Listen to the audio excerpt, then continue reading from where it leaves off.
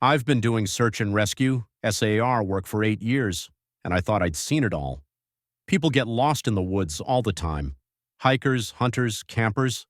Some we find, some we don't. But there's one thing I've learned. When the forest doesn't want you back, you don't come back. This case started like any other. A man named Daniel Keegan, mid-30s, had gone missing while hiking Black Hollow Forest. His girlfriend reported him overdue 2 days ago. Black Hollow is bad news. We've had 6 disappearances in the past year. No bodies, no clues, just vanished. I headed out around noon, following his last known trail. The deeper I went, the quieter the woods became. No birds, no wind. Even my own footsteps sounded muffled, like the earth was swallowing the noise.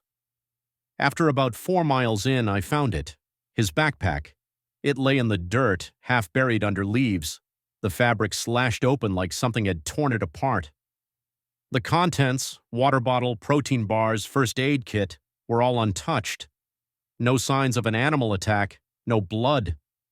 And then I saw the footprints, not boot prints, not shoes, bare human feet.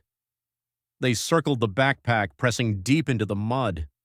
Some were too large, others too small, as if they belonged to dozens of different people, and they all led deeper into the trees.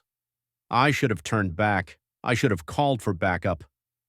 But something compelled me forward, like a whisper at the back of my skull. I followed the footprints, then the smell hit me. Rot, wet earth, something old. The trees seemed to close in, their twisted branches forming a canopy so thick it swallowed the daylight. My radio crackled, static, followed by something that sounded like a voice, too low to make out. Then, movement. I flicked my flashlight toward the trees and my blood ran cold. Figures stood just beyond the light's reach, watching, tall, motionless, wrong.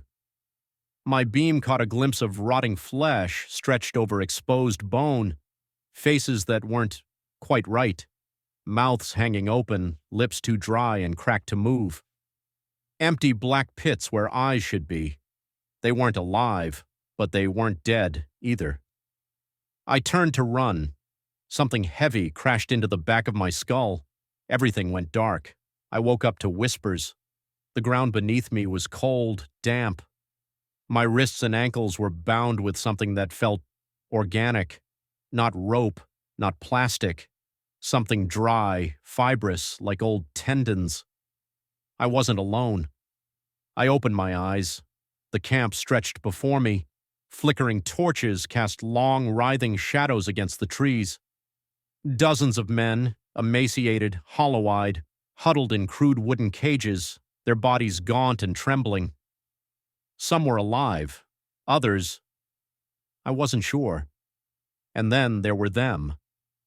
They shuffled between the prisoners, moving with the stiffness of something wearing a body like an ill-fitting suit. Some had gaping wounds that should have killed them, jagged slices across their throats, exposed ribs, fingers too long and splintered at the tips. Their heads lolled unnaturally as they moved, like marionettes with invisible strings. But the worst part? I could hear them breathing, not normal breathing, wet, rattling gasps, choking on something thick.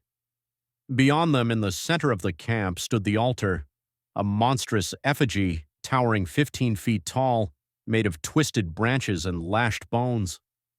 The longer I looked, the more I realized the bones weren't animal. A fresh corpse lay at its base, throat slit clean, the blood still pooling into the dirt. That's when I noticed him, Daniel Keegan. He sat in one of the cages, his face pale, eyes wide with terror. He met my gaze and slowly shook his head as if to say, "Don't fight, don't scream, just wait." But waiting meant death. Because I watched as they dragged another man toward the altar. His screams didn't stop them, and I was next. The moment the blade touched the man's throat, something inside me snapped. I wasn't going to die here. My fingers worked furiously at the knots around my wrists. The dried tendons holding me cracked as I twisted. My skin burned as the bonds gave way, just enough. Then chaos. The man at the altar fought back.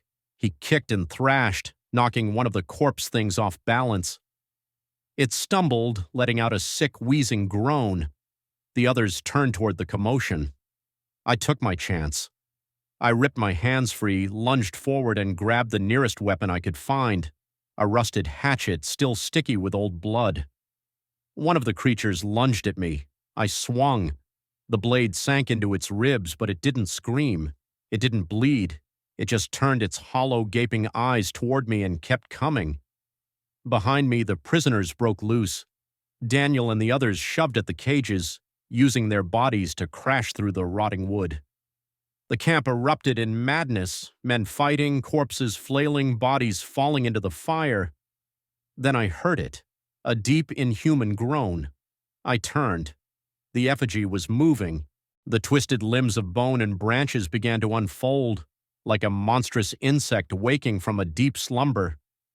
Its head, a hollow deer skull, twisted toward me, and it saw me. I ran. I didn't look back. I didn't breathe. The trees blurred around me, their branches grabbing at my clothes. The ground trembled with something massive chasing me, but I didn't stop. I burst from the trees into headlights, sheriff's department, backup. I turned. The woods were still. No movement, no corpses, no effigy. But the smell remained. Rotten, wrong, ancient. They found Daniel and 3 others wandering out later. The rest, gone, the camp, empty, the official report, mass hysteria, a tragic case of disorientation. But I know what I saw, and I know the missing men are still out there. Somewhere in those woods they're waiting, and I pray to God they never find another sacrifice.